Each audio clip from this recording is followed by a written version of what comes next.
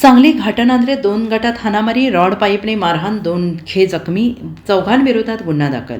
घाटनांद्रे तालुका कवठे महांकाळ गावात किरकोळ कारणावरून सुरू झालेल्या वादाचं रूपांतर पुढे कवठे महांकाळ शहरात पुन्हा हल्ल्यात झालं आहे. दुहेरी घटनेत 2 जण गंभीर जखमी झाल्याची घटना सोमवार दिनांक 16 सायंकाळी आणि रात्री घडली आणि याबाबत अक्षय उर्फ आशितेश बाळासाहेब दवडे, वय वर्ष 28, राहणार सिद्धेश्वर सोसायटी, धनसोली, नवी मुंबई यांनी तक्रार दिली आहे. त्यानुसार आरोपी संदीप शिंदे, बाळासाहेब शिंदे, विजय शिंदे, आदित्य अनिल शिंदे, सर्व राहणार घाटनांद्रे तालुका कवठे महांकाळ याच्या विरोधात गुन्हा दाखल करण्यात आलेला आहे.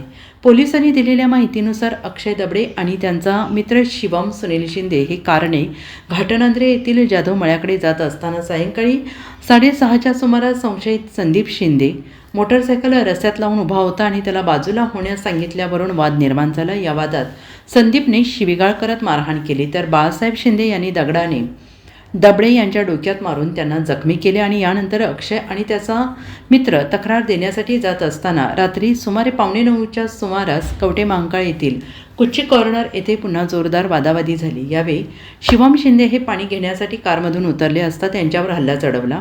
विजय शिंदे यांनी लोखंडी रॉडने त्यांच्या डोक्यात प्रहार केला आणि इतर आरोपींनी लाथाबुक्क्यांनी आणि मारहाण करून त्यांना जखमी केले. मित्राला वाचवण्यासाठी गेलेल्या अक्षय दबडे याला लोखंडी पाईप आणि हाताने मारहाण करून जखमी केले आणि या घटनेत अक्षय दबडे, शिवम शिंदे हे दोघे जखमी झालेले असून त्यांच्यावर उपचार सुरू आहेत.